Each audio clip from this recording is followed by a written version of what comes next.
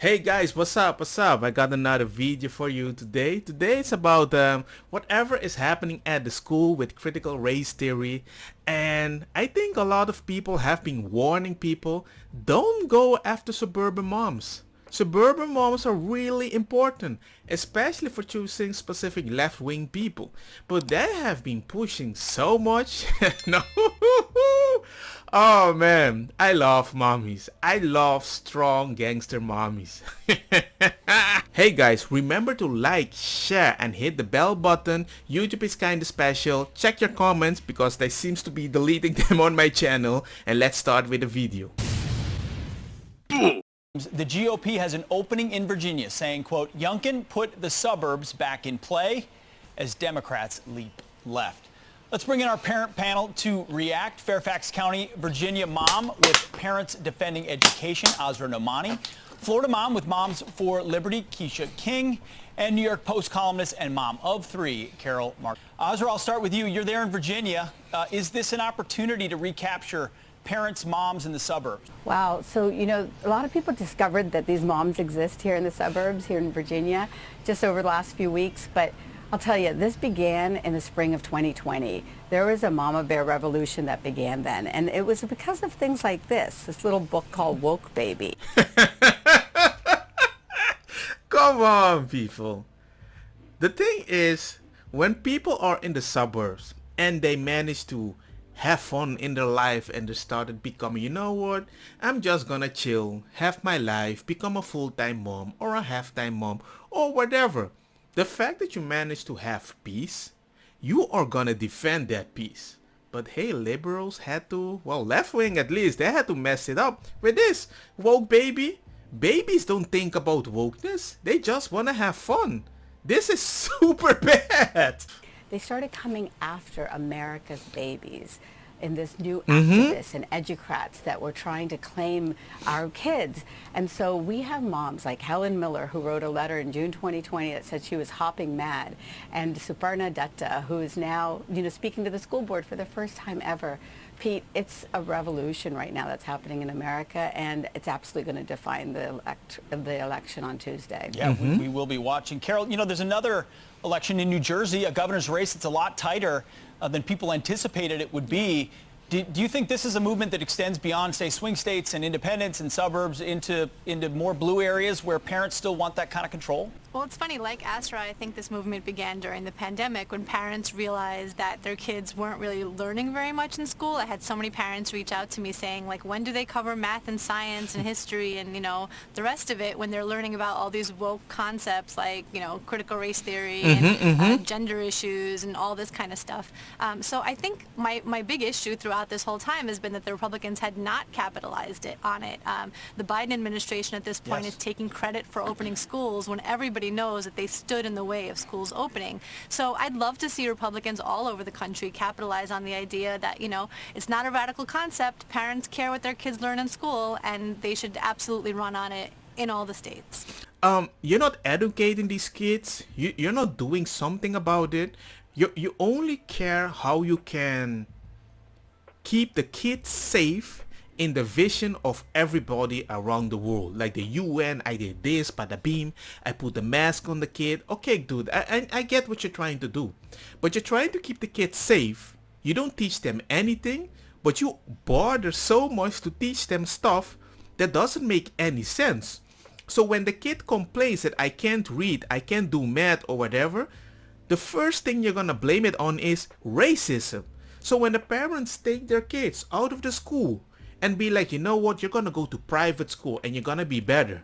You're telling me that the kids or the people that do have the money and they can educate their kids because they don't agree with the government, they're gonna meet somebody that can't read and gonna be like, oh, that's racism. No!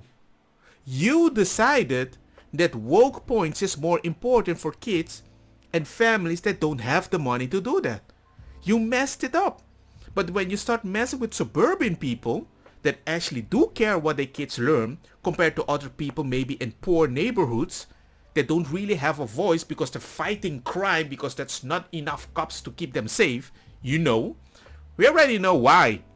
Chupacabra. You already know why there's not enough cops. It's not that they don't want to work. You want to get woke points at the cop academy too. So they quit. And all this gangster stuff with BLM. And you know where I'm going. I don't want to mention it because they're after a little my channel. They're having a close eye on it. Anyway, let's keep going. Absolutely. Keisha, you know, let's say Virginia does go Glenn Youngkin's way. Let's say there's an electoral backlash. Do you think Democrats are capable of pulling back from the precipice of critical race theory, of all the gender theory that's being taught? Or are they saddled with this because the educational bureaucracy is so captured? Pete, I think they are saddled with this. We can see that the Democrats have never been on the side of school choice. They have never been on the side of parents, and they really have dug their heels in on this issue. So, yeah, I think they have to own it.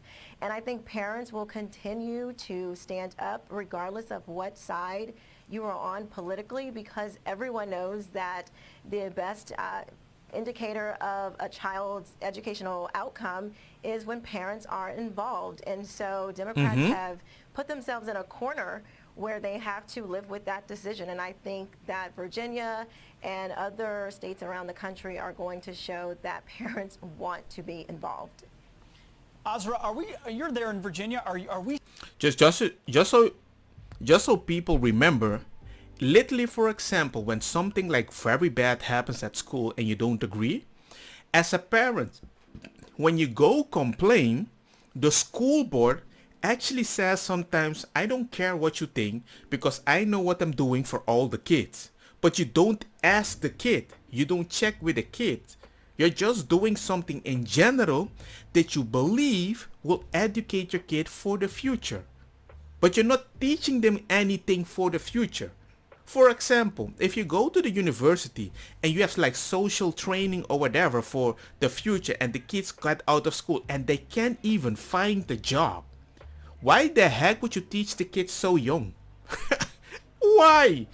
In the future, from what the stories I hear or the critical race theory I see, my son might go to school, come back, hate his mother because she's white and I'm black. So my son might believe my wife's grandpa might have done something bad to my grandpa. You see where I'm going?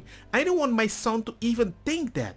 I don't want to my kid doesn't think that. He sees friends. So if you're gonna educate that at the school, I think it's so bad. And I'm so happy moms are opening their mouth of every freaking culture. Are we seeing actual changes at the school board level and classroom level? We've seen parents stand up. We've seen the government attempt to classify you as domestic terrorists. Yes, a father went to a school, complained about what something happened to his daughter.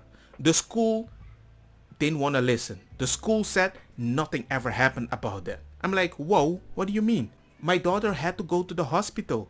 They confirmed something bad happened to her. They didn't do investigation. They said the person that did that doesn't exist because they want to keep transgender people safe. Like every left-leaning people say, that's never gonna happen. And now it happened, and now I complain, and now it's very hard to fire the teacher. It costs millions of dollars. The school board says, I don't care about your words. Don't read what the kids are reading in school because that's offensive. But they're reading that in school, and you can even read the book in front of them. How? Do you believe it will translate into changes in the classroom? Well, Pete, that's what's so disturbing about this. I mean, it's just like Keisha and Carol said, parents are expressing very serious concerns about curriculum, about classrooms, you know, this tragedy of the sexual assault. Yeah. Told you. County.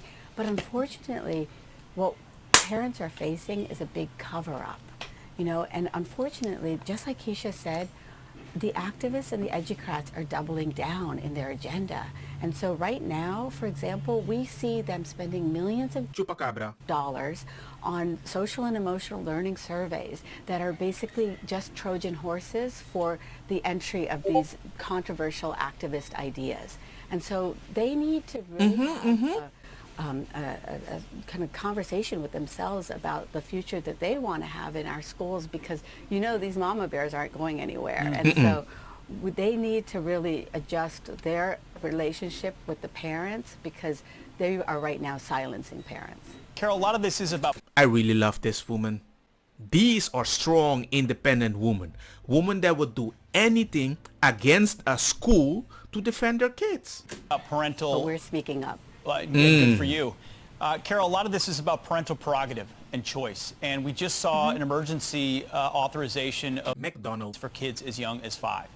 Is that the next chapter of this as parents are confronted with potential mandates for their kids just to go to school? Yes. Well, that is coming. California had already announced it. I've heard from a number of private schools around New York that they're already announcing it, even though the vaccines aren't out yet. I think a lot of this is, who do your kids belong to? Do the kids belong to the system, or do they belong to you? And I think parents need to recognize that this fight is coming. I think the idea that it's just about school boards or it's just about CRT is narrow. This is the CRT thing is obviously a giant problem, but it's a widespread wokeness throughout the system where they don't believe that the kids are yours, and they believe that they can do whatever they want with your children. And whether parents understand that is really what's going to be kind of the issue going forward in the next year plus. This is all new, this uprising from parents, and I hope they get that this is not going to be a short thing. This is going to be ongoing, and there's going to be a lot of factors. It's not just schools, it's not just one topic. Amen. Yeah, it's just kind of messed up. I hate it when people believe they can do something with my kid to get some woke point for an organization that doesn't care what my kid is receiving. You just care what you're doing for the kid. You don't care about how they feel. You just care how other people see your community, so you can justify what you're doing is right. But you're in your inner circle. You agree in your Brady Bunch group and be like, hey, we agreed here, so we're gonna do that to you. It doesn't work like that. We're not special. These moms are special. I definitely agree with both Azra and Carol. I think teachers, school boards, administrations, they need to realize that they need to get out of the healthcare business and leave our children alone and let parents decide what is best for their children. I think if they continue to push through with these mandates for young children, they are going to see even more parents get very involved in our movement. Absolutely. So we reach the end, people. It's like, I noticed that a lot of people are saying like, we have to be able to decide what you're gonna do with your children. Just like when specific European countries don't have even private school, US seems to be like, hey man, we wanna do that too. Like, you're not allowed to educate your kids the way you want them. And that's okay. Then if you have a normal school, you have to educate my kid correctly. Math, teach them how to count, bada bing, bada boom. I don't want you to teach them all this woke stuff, because you can't get a job with the woke stuff. A lot of people are getting jobs amazingly good, but they can stay there because they're woke. They're doing what the woke people say. And I'm like, dude, you can't qualify a person when they vouch for the way of thinking that you approve. I want good, intelligent people. These stupid people are running the city into the ground by taxpayers' money that pays for them and those stuff. It's kind of weird. How can you be so special, or maybe dumb for some people in their view, and be like, hey man, I have the right here because I'm black. Yeah, you're being racist. Yeah, what? That's homophobic. That's patriarchy. Nah, man. You want to love my kids, you're gonna have to love them the way I love them. If you don't agree, I should have the right to love them the way I want. The fact that you believe that you can decide, if you don't even know how to make kids or even develop them, and you decided, nah man. When parents realize you are touching something so important for them that has more value than the money in their bank account, suburban moms, not like I'm independent, I got the business. No, suburban moms, they have a different way of thinking. And the fact that they're opening their mouth, I'm falling in love again. Not with them. You're Dumbo. Don't be that gangster. It's just, I love strong, independent mom. That's amazing thing. If you're one of them, I vouch for you. Keep doing what you're doing, because you're the last legit person that is consistent right now. Don't get me wrong, makosa kita bong. Putta fire na mi blond kush hash purple skunk criollo colombici jam jam door loqueta verdeta welcome. Den vida mi a tu iniciativa padrei ku indica e também que sung sativa te ainda no que acepta ku eta medicina Bob di nang di eta causa rebeldia cooking